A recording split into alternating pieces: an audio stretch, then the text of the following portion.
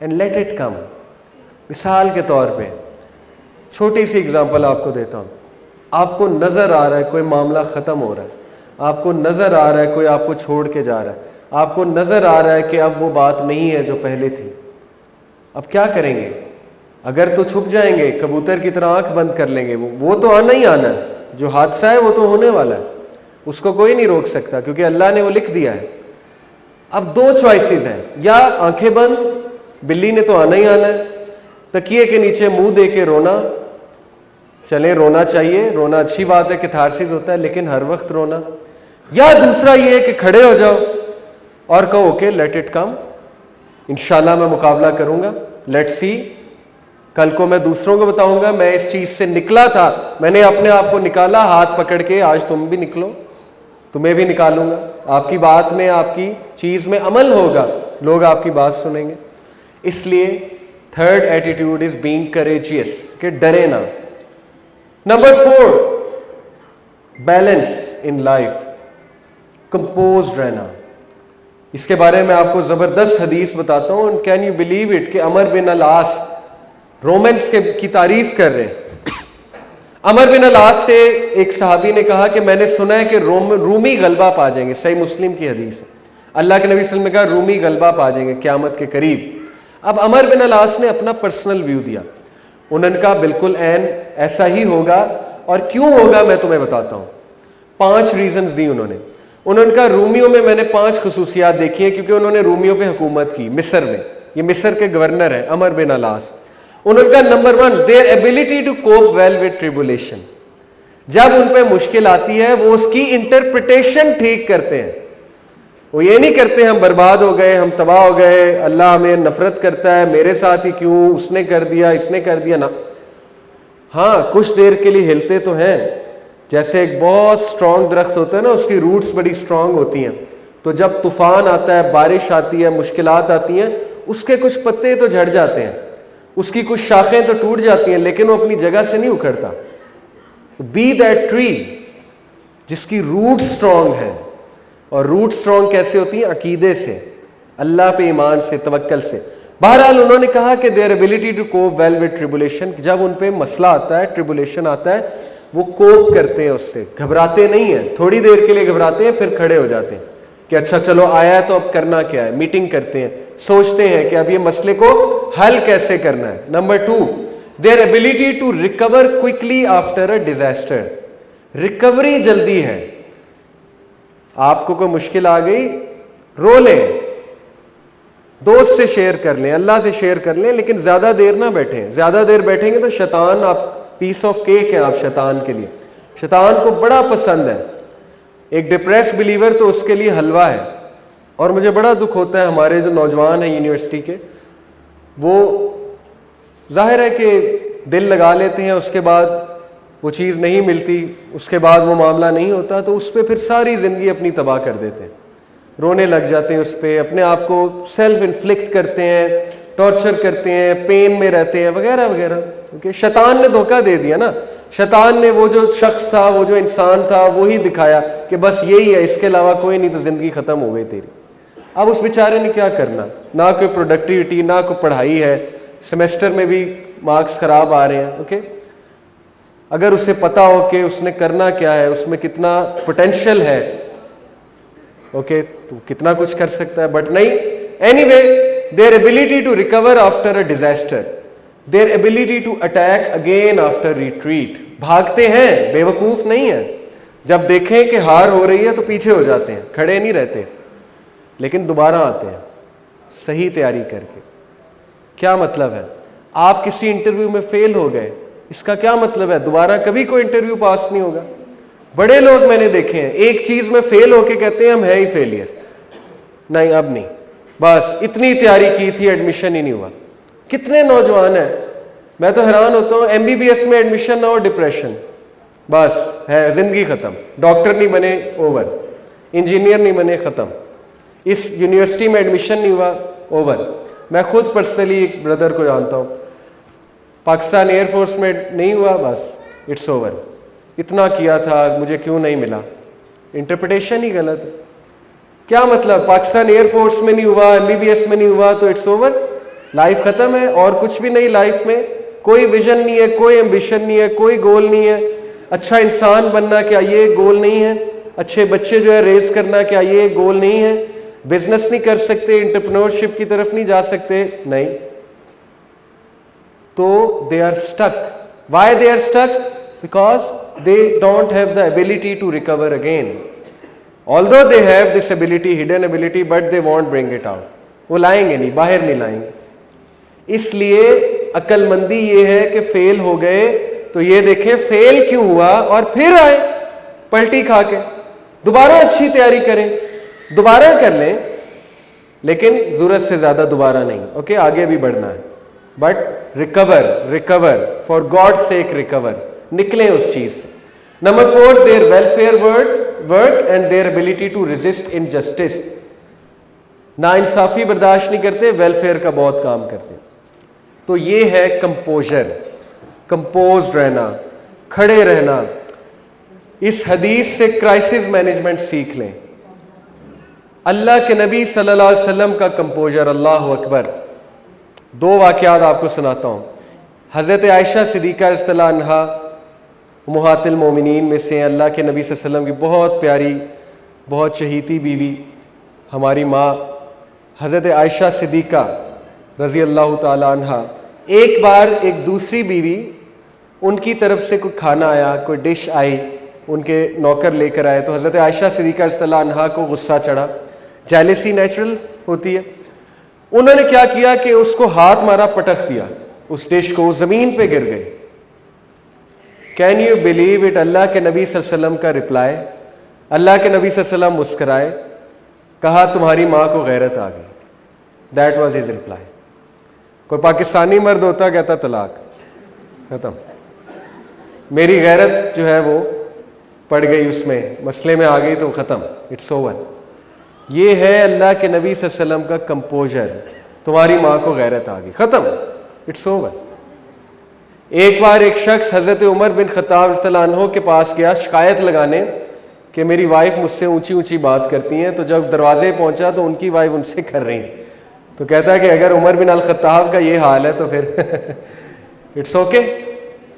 तो गुस्सा आ जाता है, इट्स ओके। लेकिन मर्द कंपोज्ड रहे। कव्वाम बनाया अल्लाह ने मर्द को। औरतों में भी बहुत कंपोजर होता है, नो डाउट, लेकिन कव्वाम का मतलब ही है कंपोज्ड रहने वाला, मैनेजेरियल। मसला ना खड़ा हो जाए ना, मैं उससे एडवाइस कर रहा हूँ, नसीहत कर रहा हूँ, पीछे से वो 10 लोग आ जाए, लो जी ये देखो जगह तो गंदी है अभी तक, तो नसीहत का क्या फ़ायदा। तो पहले उस चीज़ को एलिमिनेट किया जिस चीज़ की वजह से मज़ीद प्रॉब्लम आ सकती है। थोड़ा तदब्बर करें अहादीस पे, अहादीस जब पढ़ा करें तो उनसे चीज़ें लिया करें। नौजवान को रूलिंग ही नहीं पता, बच्चे को रूलिंग ही नहीं पता, आपने उसे डांट के करना क्या है? आप उसे कही जा रहे हैं गेमें ना खेलो, गेमें ना खेलो, उसको पता ही नहीं गेमें नुकसान दे, उसको पता ही नहीं गेमों का हार्म क्या है, उसको डांट के आपने क्या करना? रूलिंग बताओ, रूलिंग प्यार से बताओ, उसे समझाओ, put some sense in that person, उससे आर्ग्यू करो। अगर वो आपको आगे से गलत दलाइल देता है, सुन लो, मसला क्या है, वो काम डाउन हो जाएगा, उसकी दलील सामने आ जाएगी, उसके बाद आप उसे रिप्लाई कर देंगे, बात खत्म हो जाएगी। तो बी कंपोज्ड, मैनेजर बने, कव्वाम बने, औरतें भी मर्द भी, और हालात को, प्रॉब्लम्स को मैनेज करने की कोशिश किया करें, पैनिक ना हुआ करें। स्किल नंबर 5, पॉजिटिविटी, पॉजिटिव सोच, पॉजिटिव एटीट्यूड, हर वक्त पॉजिटिव एटीट्यूड। हालांकि बहुत मुश्किल है, आई अंडरस्टैंड, कभी कभी बंदा हो जाता है नेगेटिव, लेकिन पूरी कोशिश करें कि हालात की पॉजिटिव इंटरप्रिटेशन करें, पूरी कोशिश करें, जितनी जान लगा सकते हैं उतनी जान लगा लें, क्योंकि थोड़ी सी भी पॉजिटिविटी, थोड़ी सी भी पॉजिटिविटी इस ताले की चाबी बन सकती है जिसको जंग लगा हुआ है। मैं आपको थोड़ी सी मिसाल देता हूं। 1.00000 की पावर 100 कितनी है? 1.000 की पावर 100 इज इक्वल टू 1। 1.01 की पावर 100 इज इक्वल टू 37। कितना फर्क पड़ा? 0.01 से कितना फर्क पड़ा? 37 टाइम्स। 0.01 पॉजिटिविटी आपको चाहिए, बस और कुछ नहीं चाहिए। मिसाल, आपके घर में खुदा ना खास्ता कोई हादसा हो गया, कोई मसला हो गया, हर एक जो है वो पैनिक हो रहा है, कब्रिस्तान का सा माहौल बना है, लोगों के मुंह पे शिकायत आ गई है, आपने सिर्फ ये कहना है अल्लाह बेहतर करेगा, बस that's it, that's all the positivity you need. खत्म। उसी वक्त सारा माहौल चेंज हो जाएगा, सारी एनर्जी चेंज हो जाएगी, सब कुछ सेट हो जाएगा। तो क्या आप में ये करेज है कि आप उठ के एक पॉजिटिव सेंटेंस कह दें? जब कोई कहे आज का दिन बहुत बुरा है, क्या आप ये कह सकते हैं कि अल्हम्दुलिल्लाह, कोई बात नहीं, दैट्स इट। ये 2 लफ्ज कहने हैं, इसमें कोई मुश्किल तो नहीं है, कोई लंबी लंबी स्पीच तो नहीं देनी। वो एक मिसाल है बड़ी ज़बरदस्त के अगर आपके अकाउंट में इतने पैसे हैं 8,64,000 और उस अकाउंट में से 10 रुपए कोई चुरा ले या 100 रुपया कोई चुरा ले, तो क्या आप बाकी के पैसे जला देंगे? क्या ख्याल है? नहीं। तो फिर अगर 864,000 सेकंड में से 10 सेकंड कोई खराब कर देता, कोई ट्रैफिक की वजह से या किसी की बुरी बात की वजह से या दुख भरी बात की वजह से, या 100 सेकंड बर्बाद हो जाते हैं, तो पूरा दिन बर्बाद? पूरे दिन के सेकंड्स को जला देना है? तो इसलिए कुछ लोग ओवर सेंसिटिव बहुत होते हैं, वो सारे दिन को बर्न कर देते हैं। तो अपनी एनर्जी को बचाएं। कोई बात नहीं, 10 सेकंड चले गए, 100 सेकंड चले गए, इट्स ओके, बस छोड़ें, निकालें जहन से, इट्स ओके, बात को भूल जाएं, आगे चलें। ऐसे ही लोग आगे बढ़ते हैं। ओके, तो ये है हमारा स्किल नंबर 5 के पॉजिटिविटी। और अल्लाह की आयत याद रखें, वकुल्ली इबादी यकूलुल्लती अहसन, कह दो मेरे बंदों से कि वो अहसन बात करें, सिर्फ पॉजिटिव बात करें, अच्छी बात करें। क्यों? क्योंकि इन्न शैताना यनज़गु बैनहुम इन्न शैताना कान लिल इंसानी अदुव्वम मुबीना, क्योंकि शैतान इस घड़ी में है, तलाश में है, मैं कहाँ पे ज़रा इनकी लड़ाई करवाऊँ, और जैसे उसे कोई वर्ड मिलेगा तो वो शुरू हो जाएगा, क्योंकि वो तुम्हारा खुला दुश्मन है। तो स्टे पॉजिटिव, बी पॉजिटिव। कड़वी से कड़वी बात का भी माइल्डनेस से अच्छे से जवाब दें, मुस्कुरा कर जवाब दें, या अगर कुछ नहीं कहना तो खामोश कर जाए।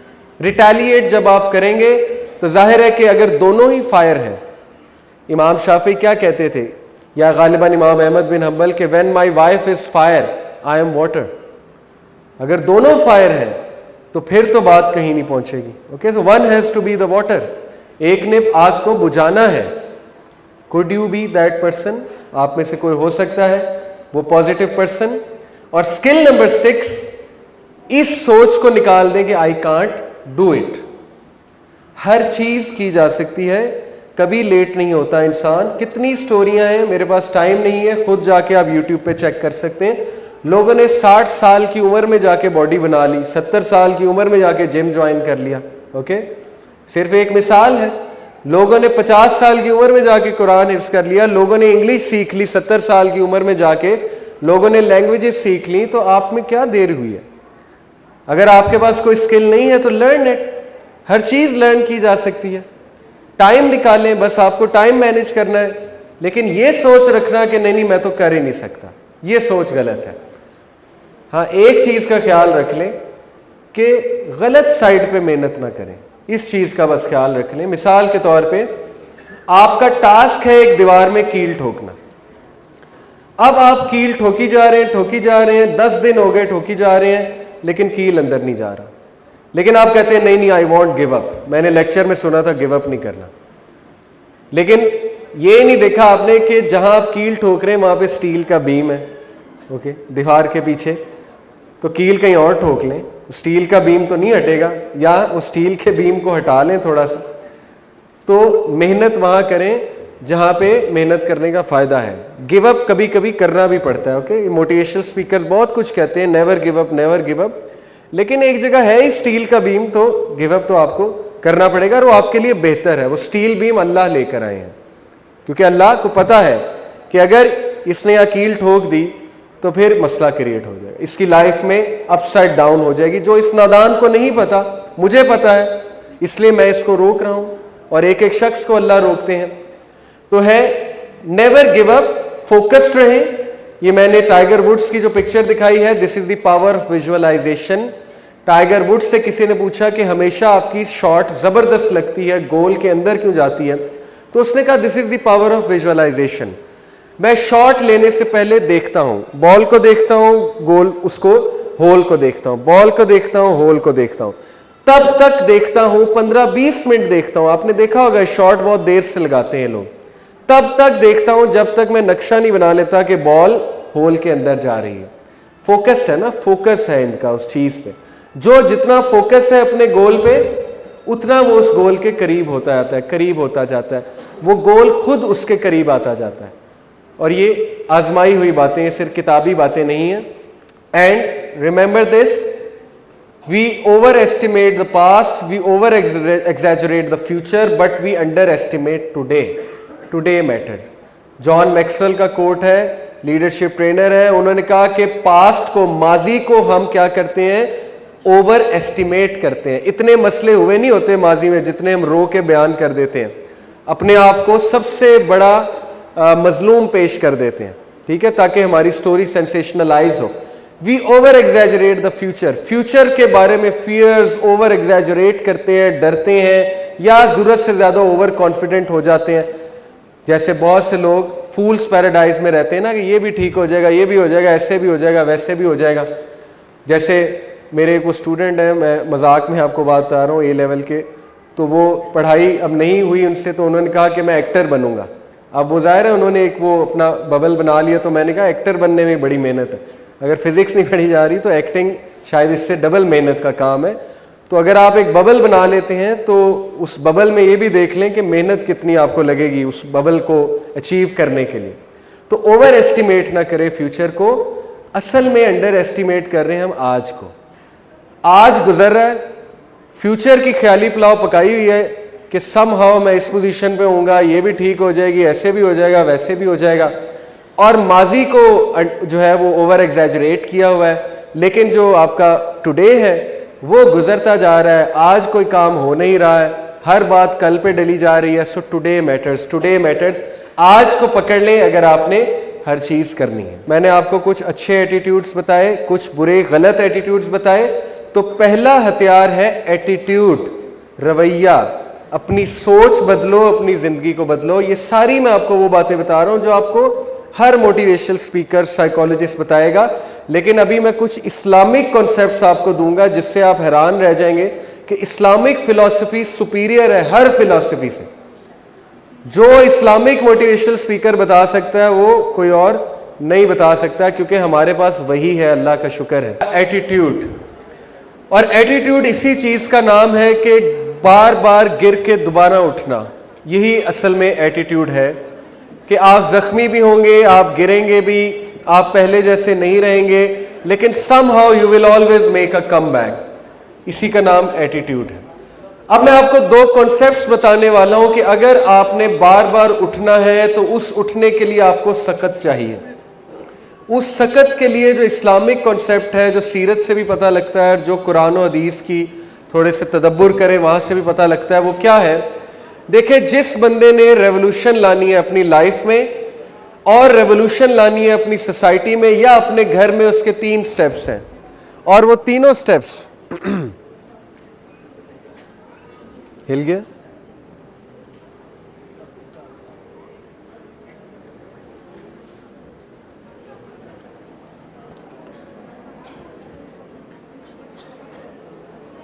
और वो तीनों स्टेप्स, पहली 3 जो वही आई हैं अल्लाह के नबी सल्लल्लाहु अलैहि वसल्लम पे, उनसे साबित है।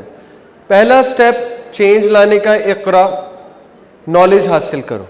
जो भी चीज करनी है उसका नॉलेज होना चाहिए आपके पास। Whatever you want to do, knowledge of the self, knowledge of the Quran, knowledge of that thing जो भी आपने करनी। नंबर 2, जब नॉलेज आ गया अब उसको आगे पहुंचाएं, क्योंकि दूसरी वही यही थी कि उठो और उठकर आगे पहुंचाओ। और तीसरी जो वही थी अल्लाह के नबी सल्लल्लाहु अलैहि वसल्लम पे, वो ये थी कि कुमिल लैला इल्ला कलीला, कि रात को उठो, क़याम करो। तो ये जो कॉन्सेप्ट है, क़याम करने का कॉन्सेप्ट जो है, ओबीडियंस का जो कॉन्सेप्ट है, अल्लाह के आगे झुकने का जो कॉन्सेप्ट है, इस पे मैं इंशाल्लाह आपसे बात करूंगा कि क्यों ज़रूरी है लाइफ में। देखें, मुश्किलात से लड़ने के लिए जो सकत चाहिए उसका ताल्लुक हमारी रूह से ज़्यादा है, हमारी स्पिरिचुअल बीइंग से ज़्यादा है। क्योंकि डिप्रेस होना, डाउन होना, डिमोटिवेट होना, ये असल में रूह की बीमारियां हैं। ऑल्दो ये साइकोलॉजिकल भी हैं, साइकोलॉजिकल का इनकार नहीं है, लेकिन इनका ताल्लुक रूह से भी बहुत गहरा है। रूह को मजबूत करने के लिए जो कॉन्सेप्ट है वो ये है कि कॉन्फिडेंस थ्रू सबमिशन। क्या मुराद है? जितना आप अल्लाह की इबादत में आगे निकलेंगे, जितना आप उस ग्लोरियस ऑलमाइटी लॉर्ड की इबादत करेंगे, यानी नवाफिल या फ़र्ज नमाज। मैं आपको एक छोटी सी टिप देता हूँ कि आप लोग मस्जिद में जो अफराद जाते हैं, और जाना चाहिए सबको, वो सिर्फ 2-3 मिनट के लिए अकेले बैठ जाया करें, साइड पे जाके जिक्र किया करें और कुरान हाथ में पकड़ के कुरान की तिलावत किया करें। खुद आजमाई हुई भी बात है, अल्हम्दुलिल्लाह। आप भी आजमा के देखें। जब आप बहुत डाउन हो, सेल फोन वगैरह सब साइड पे किया, मस्जिद गए, नमाज पढ़ी, उसके बाद बैठ गए साइड पे, क्योंकि मस्जिद की एक अपनी रूहानियत है और कुरान को हाथ में पकड़ के पढ़ने की एक अपनी रूहानियत है। मुसहफ को पकड़ के, एक होता है ना स्मार्टफोन पे पढ़ते हैं, वो भी ठीक है, लेकिन उसकी कैफियत और है। मुसहफ को हाथ में पकड़ के पढ़ने की कैफियत और है। इब्ने तैमिया रहीमहुल्लाह यहाँ तक कहते हैं कि कुरान के अल्फाज को देख कर ही स्ट्रेंथ मिलती है। कितनी बड़ी बात है, कुरान के अल्फाज को देख कर ही स्ट्रेंथ मिलती है, तो पढ़ने से फिर क्या होगा ये आप सोच सकते हैं। सहाबा जब भी दुख में होते थे, गम में होते थे, उन्हें कुछ नहीं सूझता था, वो एक ही थेरेपी लगाते थे, कुरान पढ़ना शुरू कर देते। जहाँ से भी बस रैंडमली खोला, कुरान पढ़ना शुरू कर दिया। This is your best therapy of गम, of whatever you are going through इंशाल्लाह। इससे क्या होगा? आपकी रूह मजबूत होगी। मैं हमेशा एक ग्राफ से समझाता हूँ, अभी वो ग्राफ मेरे पास नहीं। वो ग्राफ ये है, जितना आप अल्लाह की सबमिशन में, इबादत में बढ़ेंगे, उतना आपकी पर्सनैलिटी स्ट्रांग होती जाएगी। जितना आप गुनाहों की तरफ जाएंगे, आपकी कॉन्फिडेंस, आपकी सेल्फ एस्टीम कम होती जाएगी। गुनाहों से याद रखें, सेल्फ एस्टीम शैटर होती है, गुनाहों से कॉन्फिडेंस शैटर होता है, गुनाहों से बॉडी लैंग्वेज खराब होती है। कैसे? जैसे सुपरमैन जो है, इसकी वीकनेस क्या थी? क्रिप्टॉन, ओके, जो कि एक आपको पता है रेडियो एक्टिव सब्सटेंस है। वो उसके आगे बेबस हो जाता था, हालांकि है वो सुपरमैन। तो मोमिन और मुस्लिम, वो सुपरमैन है लेकिन उसकी वीकनेस गुनाह है। गुनाह आप जब भी करेंगे वो क्रिप्टॉन की तरह आपको वीक करेगा। इसलिए पूरी कोशिश करके गुनाह को अपनी रूटीन से ख़त्म करें, गुनाहों को कम करें। बहुत स्लोली एंड स्टेडीली जो भी आपने करना है, आपने गुनाहों को एलिमिनेट करना है अपनी रूटीन से। क्योंकि गुनाह का ठीक है, अल्लाह तो नाराज़ होंगे, वो तो अल्लाह और आपका मामला है, लेकिन आपकी पर्सनैलिटी डैमेज होगी, आपकी सेल्फ एस्टीम लो होगी, आपका कॉन्फिडेंस शैटर होगा। इसीलिए मोमिन का कॉन्फिडेंस नेकी में है। जो बंदा जितनी नेकी करेगा, उसका नफ्सुल लव्वामा, नफ्सुल मुतमइन्ना मजबूत होगा। मलामत करने वाला नफ्स और गिव करने वाला नफ्स, ओके, तो वो बंदा खुद ब खुद खुश रहेगा, मुतमइन रहेगा। नफ्सुल मुतमइन्ना का जिक्र अल्लाह ने किया ना, इसलिए टेक दिस कॉन्सेप्ट। और एक और कॉन्सेप्ट जो मैं आपको देना चाहूँगा, बहुत साइंटिफिकली वेल प्रूवन कॉन्सेप्ट है। What's the last activity you do before you sleep? देखें, रात को जो आप एक्टिविटी करेंगे ना, वो आपकी पर्सनैलिटी को बहुत अफेक्ट करेगी। इसीलिए अल्लाह के नबी सल्लल्लाहु अलैहि वसल्लम की रूटीन से साबित है, और रात को वज़ू करके सोते थे, जिसके इतने बेनिफिट्स हैं, मैं इस पर पूरा लेक्चर दे सकता हूँ। और वो रात को सूरह मुल्क की और सूरह सजदा की तिलावत करके सोते थे, और उनके अज़कार भी हैं जो हिस्नुल मुस्लिम में है अज़कार। लेकिन खुदा ना खास्ता रात को एक्टिविटी गलत है। रात को कोई ऐसी एक्टिविटी है जो गुनाह पे मुलव्विस है, या फजूल एक्टिविटी जो है वो है। कुछ लोग, जैसे एक और मेरी वर्कशॉप है एंटीडोट, उसमें मैंने स्मार्टफोन एडिक्शन के बारे में बात की है। तो आपको पता है कि एक सर्वे के मुताबिक MIT ने एक सर्वे किया अपने स्टूडेंट्स से, MIT के स्टूडेंट्स की मैं बात कर रहा हूँ। तो मेजॉरिटी जो लोग थे, आई थिंक 60% लोग, वो स्मार्टफोन रात को 1 घंटा पहले सोने से स्मार्टफोन यूज़ करते हैं, और उसके बहुत से नुकसानात हो सकते हैं उनकी ब्रेन एक्टिविटी पे, उनकी स्लीप पे, ठीक है, उनको नाइटमेयर्स आ सकते हैं, उनकी स्लीप डिस्टर्ब हो सकती है, उन्हें बार बार जाग आ सकती है, स्पेशली अगर वो स्मार्टफोन बिल्कुल साथ रख के सोए हुए। ये चीज़ें अफेक्ट करती हैं हमारी एनर्जीज को, बहुत कुछ होता है। इसलिए the last activity should be the best one. आपकी लास्ट एक्टिविटी जितनी अच्छी होगी, आप उतना फ्रेश उठेंगे। मिसाल के तौर पे, अगर आपकी लास्ट एक्टिविटी ये थी कि आपने अपने बच्चों को गले लगाया, छोटे बच्चों को प्यार किया, उनके साथ खेले, तो इससे ज़बरदस्त एक्टिविटी कोई नहीं। या आपने रात को वज़ू करके सोए, ग्रेट। आप रात को सूरह मुल्क पढ़ के सोए, सूरह सजदा पढ़ के सोए, ग्रेट, या वैसे ही कुरान को देख के सोए, कुरान को पढ़ के सोए, या कोई प्रोडक्टिव वीडियो पढ़ के सोए, या कोई अच्छा नॉवल पढ़ के सोए, अच्छी किताब पढ़ के सोए, so on and so fourth. लेकिन प्लीज रात के टाइम पे गुनाहों को एलिमिनेट करें, क्योंकि वो आपको शटर कर देंगे, वो आपको डिस्टर्ब कर देंगे। और बहुत सी यूथ मुझे पता है कि बहुत सफरिंग की लाइफ गुजार रहे हैं, यानी रात को उन्हें नींद नहीं आती, वो एडिक्ट हो चुके हैं बहुत सी चीज़ों के, उनको सोने में बहुत मुश्किल होती है वगैरह वगैरह। तो actually they are not controlling cell phone, cell phones are controlling them. Cell phones terminator बने हुए, उन्हें टर्मिनेट कर रहे हैं, आहिस्ता आहिस्ता उनको इंसानियत से निकाल के मशीन बनाते जा रहे हैं। तो ये दो कॉन्सेप्ट्स आप पकड़ लें। नंबर 1, गुनाहों को निकाल दें, सबमिशन को लाएं अपनी लाइफ में, आप सुपरमैन बन जाएंगे, आप में इतनी स्ट्रेंथ आ जाएगी हर चीज़ से मुकाबला करने की। लेकिन गुनाह आपको कमज़ोर करेंगे, क्योंकि मोमिन को अल्लाह ने बनाया ऐसा है कि वो गुनाह नहीं कर सकता, करेगा तो उसको नुकसान होगा, उसके सेल्फ एस्टीम शैटर होगी वगैरह वगैरह। दूसरा, रात की एक्टिविटी देख लें अपनी, ओके, बहुत ज़रूरी है। प्रोडक्टिव एक्टिविटीज़ को लें, सिंपल एज दैट। हैबिट्स को चूज़ करें, हैबिट्स को बदलना शुरू कर दें। 40 दिन लगेंगे आपको एक चीज़ की हैबिट बनाने में, ओके, साइकोलॉजिकली प्रूवन है। Okay, moving on. सेकंड जो हथियार है जो आपके इसमें कॉम्बैट किट में होना चाहिए, एक तो मैंने बताया ना, attitude. It all starts from your own attitude, आपका रवैया, आपकी सोच। दूसरा है माइंडसेट। आपका माइंडसेट क्या है, आपने अपने माइंडसेट को डेवलप कैसे किया, और इसमें बहुत सी बुनियादी चीजें हैं जिनमें से 2 मैं आपसे डिस्कस करूंगा। एक होता है ग्रोथ माइंडसेट, एक होता है फिक्स्ड माइंडसेट। ग्रोथ माइंडसेट क्या सोचता है हमेशा? ग्रोथ माइंडसेट फेलियर्स को एज ए स्टेयरवे लेता है टुवर्ड्स सक्सेस, और फेलियर माइंडसेट फेलियर्स को फेलियर्स लेता है, उसका कॉन्फिडेंस शैटर होता है फेलियर से। मैं आपको आपके लेवल की मिसाल देके समझाता हूं। कुछ स्टूडेंट्स ऐसे होते हैं कि वो बुली होते हैं कहीं पे, तो वो फिर बुली ही होते हैं सारी उम्र, वो हमेशा उसको एज ए फेलियर लेते हैं, वो उससे कुछ सीखते नहीं है, कुछ आगे स्टेप फॉरवर्ड नहीं करते। कुछ स्टूडेंट ऐसे होते हैं जो बुली होते हैं, तो वो खड़े होते हैं और फिर वो खड़े होकर दूसरों को वार्न करते हैं अगेंस्ट बुलिंग। जैसे कि कोई लड़का बुली हो रहा है तो वो कैंपेन चलाना शुरू कर देगा, अगर वो ग्रोथ माइंडसेट वाला है, वो पूरे स्कूल में कैंपेन रन करेगा एंटी बुलिंग। वो स्पीकर्स को बुलाएगा, लोगों को बुलाएगा, पोस्टर्स लगाएगा, ताकि जिस तरह उसने सफर किया उस तरह कोई और सफर ना करे। तो ग्रोथ माइंडसेट वाले जो लोग होते हैं वो अपनी सफरिंग को अपनी प्रोडक्टिविटी में चेंज करते हैं। ये है ग्रोथ माइंडसेट, क्योंकि सफर तो होना है, सफरिंग हर एक की लाइफ में कुछ ना कुछ है, लेकिन अच्छा जहन वो है जो सफरिंग को कन्वर्ट कर दे परफॉर्मेंस में, वो उससे सीख के आगे बढ़ जाए, दूसरों को बताने लग जाए, दूसरों को वार्न करने लग जाए। ये है असल में ग्रोथ माइंडसेट।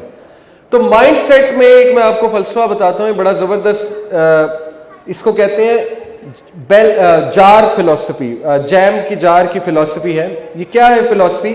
जॉन मैक्सवेल ने अपनी one of the rules of leadership में लिखा है कि माइंडसेट इस जार के ढकने की तरह और इस जार की तरह है। जैसे जैसे इंसान की मैच्योरिटी होती जाती है उसके माइंड की, वो मैच्योर होता जाता है, सीखता जाता है, उसका विजन बढ़ता जाता है, उसकी सोच बढ़ती जाती है, वो हालात को सही से इंटरप्रेट करना शुरू कर देता है, वो बड़ा सोचना शुरू कर देता है वगैरह वगैरह। वैसे वैसे इस जार का कद बढ़ता जाता है, इसका साइज बढ़ता जाता है, और जैसे जैसे जार का साइज बढ़ेगा तो आप खड़े होना शुरू हो जाएंगे, लेकिन जितना जार का साइज छोटा होगा आपको दब के बैठना पड़ेगा। तो सोच, it all begins from your thinking, from your mindset, कि आपकी सोच क्या है। और सोच के हवाले से मैं 2-3 चीजें आपको बताता हूं। पहली तो बात यह है कि अच्छा, सोच के हवाले से एक एनिमेशन भी मैंने आपको दिखानी थी। This is an animation of the brain, और ये वहां से आपको प्ले करनी पड़ेगी। आपको ये पता होना चाहिए कि आपके ब्रेन में नर्व सेल्स होते हैं जिनको हम कहते हैं न्यूरॉन्स। ये न्यूरॉन्स, मिलियन और बिलियन ऑफ न्यूरॉन्स कनेक्शन बनाते हैं आपस में। जब एक थॉट उजागर होता है ना ब्रेन में, उस थॉट के पाथवेज बनना शुरू हो जाते हैं। ये मैं आपको साइंस ऑफ एडिक्शन भी समझाता हूं। लोग क्यों एडिक्ट होते हैं, एक चीज के हाथों क्यों मजबूर हो जाते हैं? वो छोड़ना भी चाहते हैं, वो छोड़ नहीं सकते, वो रोजाना एफर्ट करते हैं, वो बार बार स्लिप हो जाते हैं, क्योंकि उस चीज से मुतल्लिक मुंसलिक उनका पाथवे न्यूरॉन्स का पाथवे इतना स्ट्रांग बन चुका होता है कि मजबूरन उन्हें वहां जाना पड़ता है। मिसाल के तौर पे अगर मैंने यहां से लेकर वो गेट तक जाना है, वो हॉल के गेट तक जाना है, और आप लोग दरमियान में बैठे हुए हैं, तो मेरे लिए जाना मुश्किल है, मुझे यूं करके जाना पड़ेगा। लेकिन अगर आप में से कोई नहीं बैठा हुआ, पाथवे आसान है, मैं फौरन चला जाऊंगा। तो न्यूरॉन्स के कनेक्शन कैसे बनते हैं? जब आप उस थॉट को एंटरटेन करते हैं, बार बार रिपीट करते हैं, रीइंफोर्स करते हैं, वो रास्ते बना लेते हैं। जब वो रास्ते बनाते हैं, इलेक्ट्रिकल सिग्नल ट्रेवल करता है, और वो इलेक्ट्रिकल सिग्नल्स आपके मसल्स को प्रॉपर मैसेज भेजता है कि ये करो। इसलिए अपने किसी भी चीज को सेटल ना होने दे। कॉन्सेप्ट क्या लेना है? कॉन्सेप्ट ये लेना है कि अल्लाह के नबी सल्लल्लाहु अलैहि वसल्लम ने फरमाया, follow a bad deed by a good deed. कभी भी गुनाह करके उसको सेटल नहीं होने देना, हिम्मत नहीं हारनी, चाहे वो जितना मर्जी बड़ा गुनाह है, आपने फौरन तौबा करनी है। अल्लाह के नबी सल्लल्लाहु अलैहि वसल्लम ने फरमाया 6 घंटे होते हैं, आपको पता है हदीस के मुताबिक प्रूवन है, इससे पहले कि अल्लाह उसको गुनाह लिखे फरिश्ते 6 घंटे हैं आपके पास तौबा करने के लिए, बाद में वो लिखा जाएगा। Can you believe it? Allah ने आपको इतनी लीवरेज दी है कि तौबा कर लो। इसलिए रात सोने से पहले हर चीज की तौबा करके सोया करें। ये जबरदस्त कॉन्सेप्ट है, इससे आपके न्यूरॉन के कनेक्शंस टूटेंगे। लेकिन अगर आपने उसको सेटल होने दिया, उसको बनाते रहे, उसको सोचते रहे, उस पर कैपिटलाइज करते रहे, उसको रूटीन बना लिया, तो इतने जबरदस्त स्ट्रॉन्ग कनेक्शंस बन जाएंगे न्यूरॉन के कि आपको वो चीज छोड़ना नामुमकिन हो जाएगी। इसलिए follow a bad deed by a good one. ठीक है, गुनाह करके रिग्रेट होता है, लेकिन जरूरत से ज्यादा रिग्रेट नहीं, जरूरत से ज्यादा मत कोसें अपने आप को। ये शैतान की गेम है, क्योंकि आप कोस कोस के हिम्मत ही हार देंगे। और इब्न अल कय्यम ने कहा, डरो उस कंडीशन से जब गुनाह रूटीन बन जाए। जब आप गुनाह को गुनाह ना समझें और वो रूटीन बन जाए, तो उस कंडीशन से डरो, क्योंकि वो एंड कंडीशन है। उसके बाद हिदायत नहीं आएगी, उसके बाद हिदायत के दरवाजे बंद हो जाएंगे। इसलिए अगर आप किसी चीज़ के खुदा ना खास्ता एडिक्ट हो चुके हैं, उस हैबिट को ब्रेक करें, आप उसके न्यूरॉन्स के कनेक्शंस को तोड़ें, वीक करें उसके न्यूरॉन के कनेक्शंस को। वो वीक ऐसे ही होंगे कि उसको रिप्लेस करना पड़ेगा, इसके लिए पेन लेनी पड़ेगी। लेकिन क्या करें, और कोई तरीका है नहीं, पेन तो लेनी पड़ेगी आपको। कुछ देर आपको लिटरली किसी को कहना पड़ेगा मुझे रोक दो, यानी कि मेरी ये चीज़ ले लो, मेरे से छीन लो। लिटरली आपको ये करना पड़ेगा, किसी की हेल्प लेनी पड़ेगी। आहिस्ता आहिस्ता आपकी आदत बनती जाएगी। Okay, wrong mindset. इससे पहले कि मैं आपको माइंडसेट बताऊं, कुछ रॉन्ग माइंडसेट्स हम डिस्कस करते हैं। लोग ठोकर क्यों खाते हैं जिंदगी में? क्योंकि उनकी सोच ही गलत होती है। Number 1 judgmental mindset, number 2 materialistic mindset, number 3 एक बबल में रहने वाला माइंडसेट, जो हमारी यूथ का माइंडसेट है। समहाउ एक बबल बनाया हुआ है और उसमें रह रहे हैं, उस फैंटेसी के वर्ल्ड में रह रहे हैं, और इस वर्ल्ड में उन्हें धकेलने के लिए बहुत बहुत शुक्रिया है हॉलीवुड का और बॉलीवुड का, जिसने उनको ये उम्मीद दिलाई हुई है कि खा ले पी ले जी ले, ये जिंदगी का नाम है, और जिंदगी में मन की मान, जो तेरा मन करता है वो कर, और ग्लैमर और फैशन और ये बस जिंदगी है। बाकी क़यामत आएगी नहीं आएगी ये किसने देखा है। अपनी बॉडी पे तवज्जो दे, अपने आप को हैंडसम बना, खूबसूरत बना, एक बबल क्रिएट कर दिया ना फैंटेसी का। हालांकि ठीक है, अपने आप को संवारने में कोई हर्ज नहीं, पैसे कमाने में कोई हर्ज नहीं, लेकिन you know what I am trying to say, कि जब उन्होंने जिंदगी ये प्रूव कर दी कि खा ले पी ले जी ले ये जिंदगी का नाम है, तो फिर ऐसी यूथ जो है वो क्यों कर कोई जिम्मेदारी लेगी। फिर उनकी पूरी कोशिश ये होगी कि जितना एंजॉय कर सकते हैं लाइफ को, उतना हम अपने फुल पोटेंशियल पे जाके एंजॉय करें। तो ये माइंडसेट ही गलत बन गया यूथ का। अब जब माइंडसेट ही है तो जिम्मेदारियां कबूल नहीं करेंगे वो। जब जिम्मेदारियां आएंगी वो उससे भागेंगे, जब भी मेहनत आएगी वो उससे भागेंगे, जब भी कोई ऐसी चीज आएगी जो उनके इस माइंडसेट को चैलेंज करेगी वो उससे भागेंगे। That explains it all. Number 2 ये जो मटीरियलिस्टिक माइंडसेट है, इस पे तो मैं बहुत डिटेल में हमेशा बात करता हूँ कि अनफॉर्चुनेटली हमारी सोच ही इतनी गलत हो चुकी, इतनी मादापरस्त सोच हो चुकी है, और इसकी वजह से यूथ की जिंदगियां तो बर्बाद हो ही रही हैं। खानदान के खानदान उजड़े हैं इस चीज़ से। कैसे? सिर्फ और सिर्फ लोगों को खुश करने के लिए, या लोगों को दिखाने के लिए, या अपना टेका एस्टेब्लिश करने के लिए हम वो चीज़ें करते हैं जो अल्लाह की नाराज़गी मोल लेने वाली चीज़ें। हम ये भी नहीं गौर करते कि सूरह नूर में अल्लाह सुब्हानहू तआला ने कितना क्लियर बताया। अल्लाह सुब्हानहू तआला ने कहा कि जो नबी की मुखालफत करता है उनको इस बात से डरना चाहिए कि कहीं उनको कोई फितना या अजाब ना पकड़ ले आके। कितनी स्ट्रिक्ट वार्निंग है, कितनी स्ट्रिक्ट वार्निंग है, हमने कभी नहीं सोचा। तो हम वो चीज़ें करते हैं लोगों को खुश करने के लिए, दुनिया को दिखाने के लिए, वो दुनियादारी के चक्रों में पड़ जाते हैं कि बाद में हमारी ज़िंदगी में ज़ाहिर है वो पूरा एक गुंजल बन जाती है ज़िंदगी, मसले मसाइल आते हैं, कभी कोई परेशान करता है, कभी कुछ, और हम सोच रहे होते हैं हमने आखिर किया क्या। तो हमने गलत डिसीजन लिया, और वो गलत डिसीजन हमने गलत माइंडसेट की वजह से लिया। हमने शादी करने से पहले ये नहीं देखा कि इसका किरदार कैसा है, ये अल्लाह से डरने वाला है कि नहीं है। हमने सिर्फ ये देखा कि कोका कोला का मैनेजर है, पेप्सी में जॉब लगी हुई है, या बस ठीक है चार्टर्ड अकाउंटेंट है, ज़बरदस्त तनख्वाह बहुत अच्छी है, तो ठीक है शादी कर देते हैं। लेकिन उसके बाद जब वो मसले मसाइल आना शुरू हुए जो हमने इग्नोर किए थे उससे पहले, तो फिर हम जो है वो रोते हैं, फिर हम कहते हैं कि ऐसा क्यों हुआ। ऑल्दो बहुत अच्छे इंसान भी हो सकते हैं जो बड़ी अच्छी पोस्ट पे हैं, जॉब्स में हैं, लेकिन मेरा कहने का मकसद ये है कि जब एक चीज़ को बिल्कुल इग्नोर करके दूसरी चीज़ को फोकियत दी जाए तो this is not a good thing. इससे हमारी ज़िंदगी में मसले पैदा होते हैं। हम कुछ लोगों से रिश्तेदारियां लगा लेते हैं, हालांकि हमारा और उनका लाइफस्टाइल बहुत डिफरेंट होता है। वो बहुत ज़्यादा मटीरियलिस्टिक होते हैं, आप किसी और टाइप के होते हैं। डिवोर्सेस की बहुत बड़ी वजह ये है ना कि दो लोग नहीं चल पाते आपस में, ठीक है, उनका माइंडसेट ही मुख्तलिफ होता है। लेकिन एनीवे, अब जो हो गया सो हो गया, वो एक अलग बात है। बट हमारे लिए लेसन ये है कि रॉन्ग माइंडसेट की वजह से हम अपने आप को बहुत से मसले मसाइल में इन्वॉल्व कर लेते। और अगर मैं यूथ की बात करूं तो शायद आप लोग को ये अंदाज़ा नहीं है कि इस वक्त यूथ कितने फितनों से गुजर रहे हैं। यानी यूनिवर्सिटीज़ में को एजुकेशन है, इंटरनेट पे हर चीज़ अवेलेबल है, बाहर जाओ तो बिलबोर्ड है, शॉपिंग मॉल में जाओ तो खुला है सब कुछ, हर तरफ उनके लिए चैलेंजेस हैं, हर तरफ उनके लिए फितने हैं। लेकिन समहाउ पेरेंट्स को ये बात समझ नहीं आती, वो कहते हैं कि नहीं कोई बात नहीं, अभी ये पढ़ेगा, पीएचडी करेगा, उसके बाद ये कोका कोला का मैनेजर लगेगा, तो 30-32 साल इट्स ओके, पहले अपने आप को एस्टैब्लिश कर ले, उसके बाद हम इसकी शादी कर देंगे। हालांकि हमें पता नहीं है कि वो इंसान, एक आम इंसान की बात कर रहा हूँ, मर्द और औरत जो हमारी नौजवान यूथ है, वो कितने ही रिलेशनशिप से गुजर चुके होते हैं 30-32 साल में, और बुझ चुके होते हैं। बार बार रिलेशन बना के ब्रेकअप, फिर रिलेशन, फिर ब्रेकअप, फिर रिलेशन, फिर ब्रेकअप।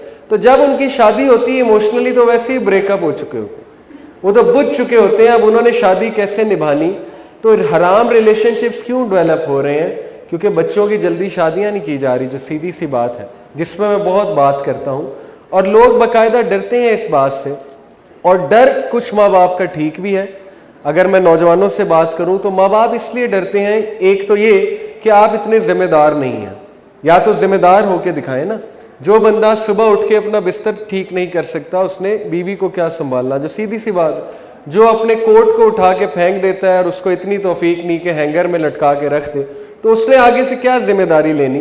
तो माँ बाप को भी तो जिम्मेदारी शो करनी चाहिए ना। जो बंदा जिम्मेदार है, अगर पुराने दौर में 17-16 साल में शादी होती थी तो वो बच्चा आज के 30 साल के लेवल पे हो, मतलब माइंडसेट के मुताबिक। एक तो ये वजह है। दूसरी वजह माँ बाप का फियर होता है कि हम बच्चे को खिलाएंगे कहाँ से, ग्रो कैसे करेगा, वगैरह वगैरह।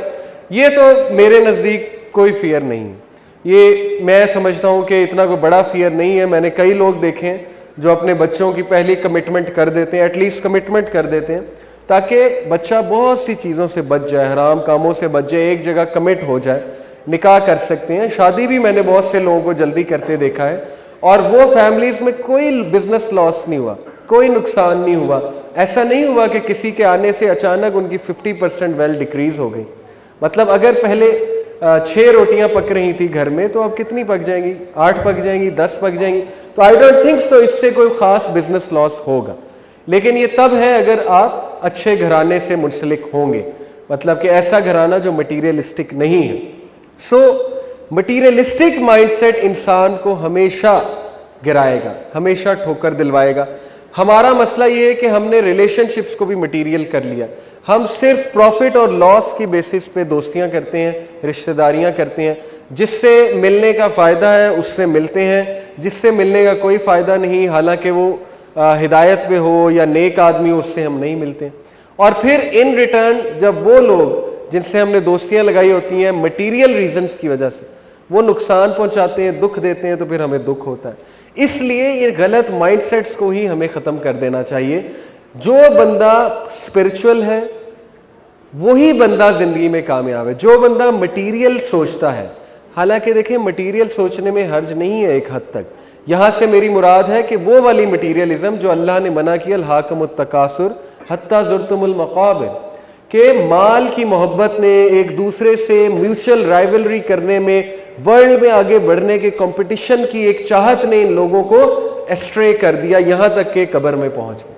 तो ये बहुत बड़ा मसला है। फिर पेरेंट्स कंपेयर बहुत करते हैं मटीरियलिज्म की वजह से, दूसरों के ग्रेड्स देख के, दूसरों के यूनिवर्सिटी में कहीं एडमिशन हो गया, अब उनके बच्चे का टैलेंट कुछ और है, उसका कैलिबर कुछ और है, उसका जो है वो टेम्परामेंट कुछ और है, हो सकता है उसे कुछ और पसंद हो, लेकिन बहुत ज़्यादा पुश किया जाता है। ऑल्दो एक हद तक ठीक है, पेरेंट्स डिज़ाइन कर सकते हैं, लेकिन बच्चे से मशवरा करना चाहिए, पूछना चाहिए। इसलिए नहीं कोई चीज़ करानी चाहिए कि फ़लाने के लड़के ने कर ली या उसकी लड़की ने कर ली या रिश्तेदारों ने कर ली या कल को मैं रिश्तेदारों को क्या जवाब दूंगा। ये कोई अच्छी रीज़न नहीं होती है किसी भी चीज़ को चेज़ करने के लिए। होना वो चाहिए जो असल में आपका अपना दिल है और जो आपके बच्चे चाह रहे हैं और जो उनका कैलिबर है। But because of wrong mindsets बहुत से हम मसाइल में पड़ जाते हैं। तो अच्छा माइंडसेट क्या है? What is to be learned? Number 1, emotional intelligence. Emotional intelligence in short क्या है? हालात को सही से इंटरप्रेट करना, ये इमोशनल इंटेलिजेंस है। ये कोड पे गौर करें, anyone can become angry, that is easy. गुस्सा हर कोई हो सकता है, but to be angry with the right person, to the right degree, at the right time, for the right purpose and in the right way, that is not easy. ये है emotional intelligence. सही time पे गुस्सा होना, सही बंदे पे गुस्सा होना, सही मौके पे गुस्सा होना, सही वजह से गुस्सा होना, ये है इमोशंस का सही इस्तेमाल। बहुत से लोग इमोशंस को सही इस्तेमाल नहीं करते और फिर सफ़र करते हैं। मैंने आपको एग्जांपल दी, जैसे अगर आप 10 सेकंड आपकी ज़िंदगी के ख़राब हो गए, आपके दिन के ख़राब हो गए, तो इट डजेंट मीन कि ज़िंदगी ख़राब हो गई, इट डजेंट मीन कि पूरा दिन ख़राब हो गया। सही से इंटरप्रेट करें हालात को। फिर इंटरप्रिटेशन क्या है? आप पे कोई मुश्किल आई है तो सही इंटरप्रिटेशन ये है कि आप देखें वो मुश्किल आई क्यों है, उसकी वजह की तरफ जाएं। अगर वजह आप हैं, अपने आप को करेक्ट करें। अगर वजह आपके अमाल हैं, तौबा करें। अगर वजह कोई और है तो उसको सेटल करें, उसके साथ जो है वो किसी तरह सोल्यूशन पे आने की कोशिश करें, लेकिन एक जगह बैठे ना रहें और गलत मलत इंटरप्रिटेशंस ना करें, यानी कि मेरी किस्मत ही ख़राब है और अल्लाह को कोसने लग जाएं और तकदीर को कोसने लग जाएं, वगैरह वगैरह वगैरह। इमोशनल इंटेलिजेंट बंदा जो होता है उसकी ये 5 खसूसियात हैं। Number 1, self awareness. It is very important कि आपको अपना पता हो, आपको अपने इमोशंस का पता हो, अपनी वीकनेस का पता हो। जैसे मुझे मेरी वीकनेसेस पता है, मुझे मेरी स्ट्रेंथ्स पता है। आपको पता हो मुझे गुस्सा ज़्यादा आता है, आपको पता हो कि मैं बहुत ज़्यादा सेंसिटिव हूँ, मैं बहुत ज़्यादा इमोशनल हूँ, ताकि आप उसको मैनेज कर सकें।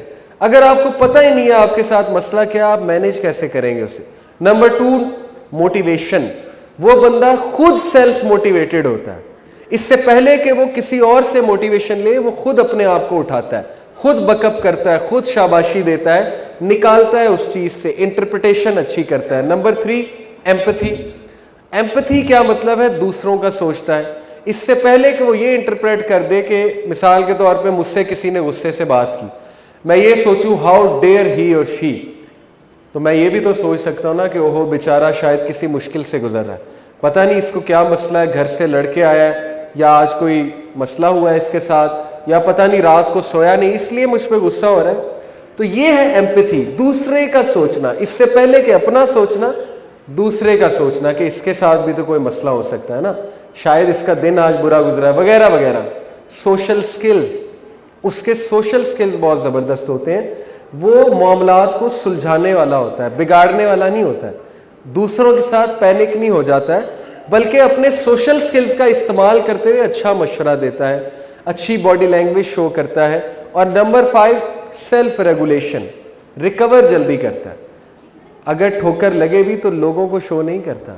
ये बात याद रखेंगे, कभी भी अपने ओपोनेंट्स को अपनी वीकनेसेस ना दें, क्योंकि वरना वो आपकी वीकनेसेस पकड़ लेंगे। आप ऐसा मुस्कुराएं, ऐसा कंपोज्ड अपने आप को रखें, और रोना है तो हाँ अल्लाह के आगे जाके रो लें, रोने में कोई हर्ज नहीं है, लेकिन लोगों के सामने ना रोएं, अल्लाह के सामने जाके रो दें। इन्नमा अश्कु बस्सी व हुज़्नी इलल्लाह, हज़रत याकूब अलैहिस्सलाम की बात याद रखेंगे, बेशक मैं अपना रोना धोना, अपनी शिकायत, अपने गिले शिकवे अल्लाह के आगे करता हूँ।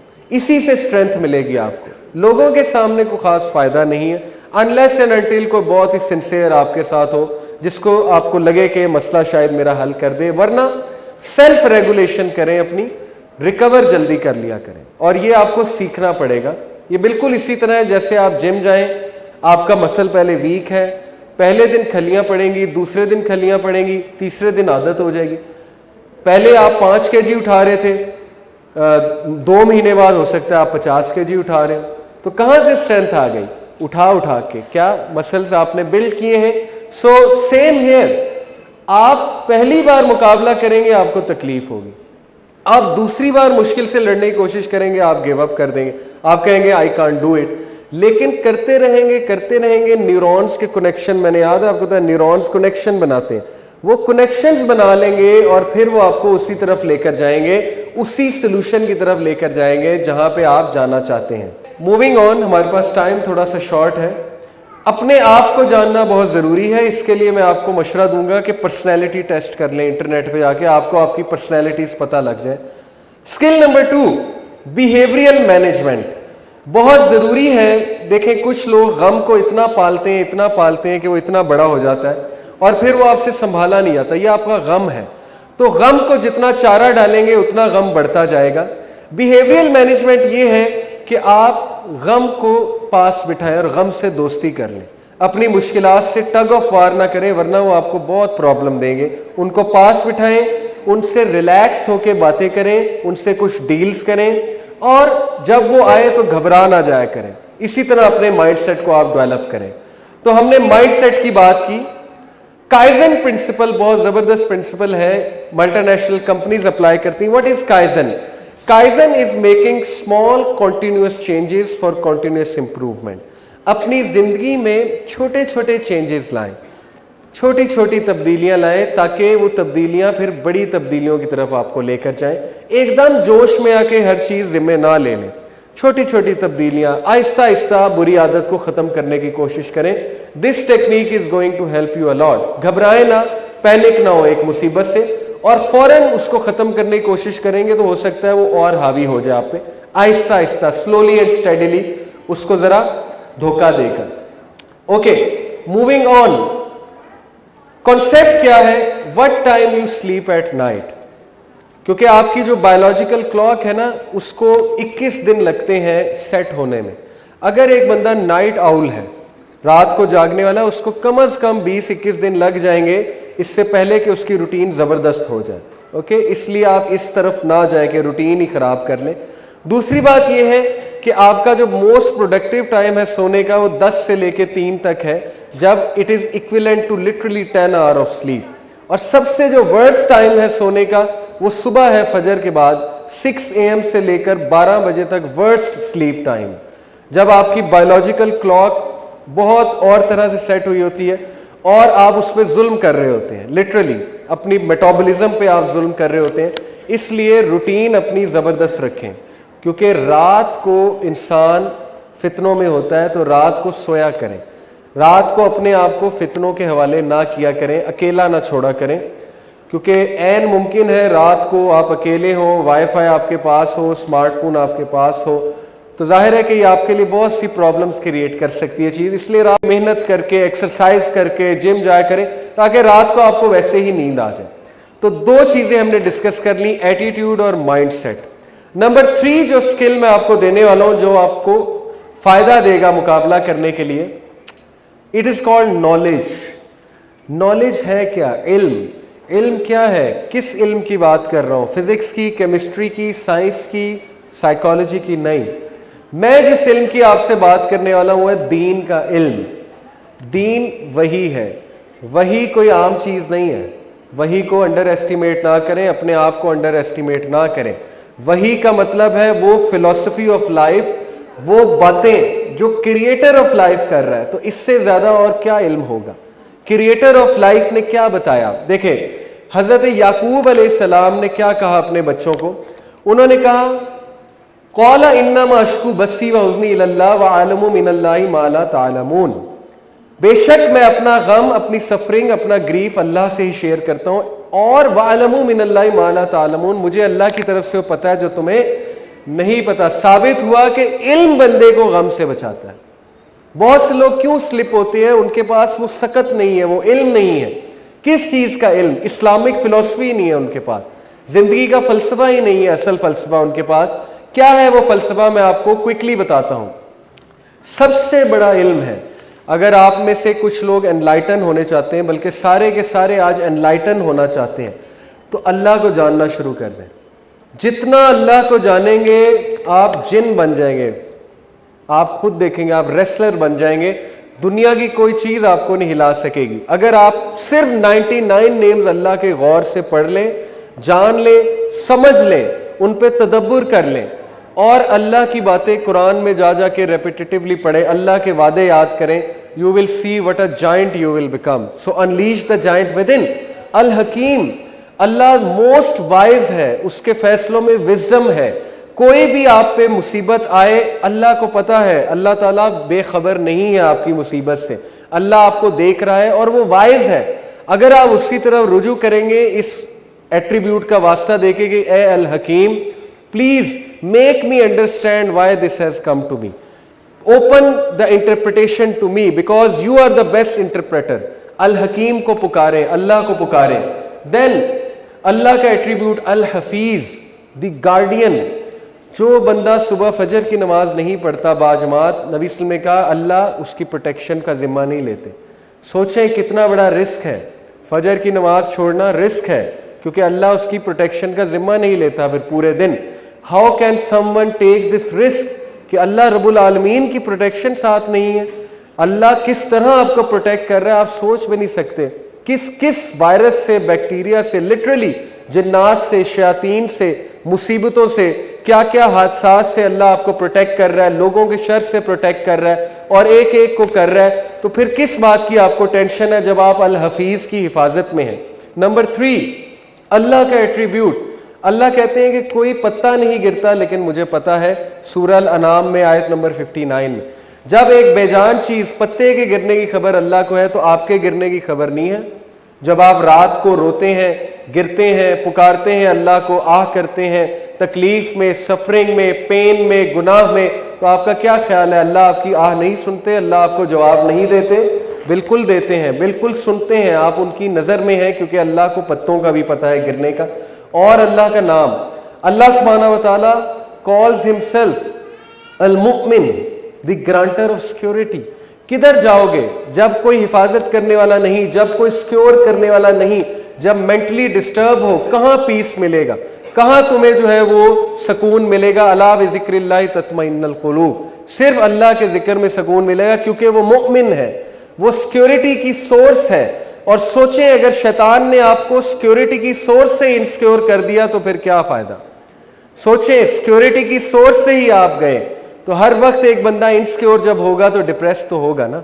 जब शैतान ने उसे साबित कर दिया कि अल्लाह हेट्स यू, अल्लाह तुझसे नफरत करता है, तू तो बहुत गुनाहगार है, तूने तो ये किया, तूने तो वो किया, इसका मतलब वो अल मुमिन से इनसिक्योर हो गया और ये बहुत बड़ा लॉस है।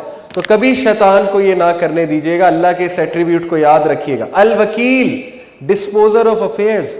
कोई मामला ऐसा नहीं जो अल्लाह की बारगाह में जाके सजदा ना करे और अल्लाह से इजाजत ना ले। हर चीज, नुकसान या नफा, अल्लाह से इजाजत ली जाती है पहले कि अल्लाह ताला इस चीज को करवा दें, पाया तकमील तक पहुंचा दें।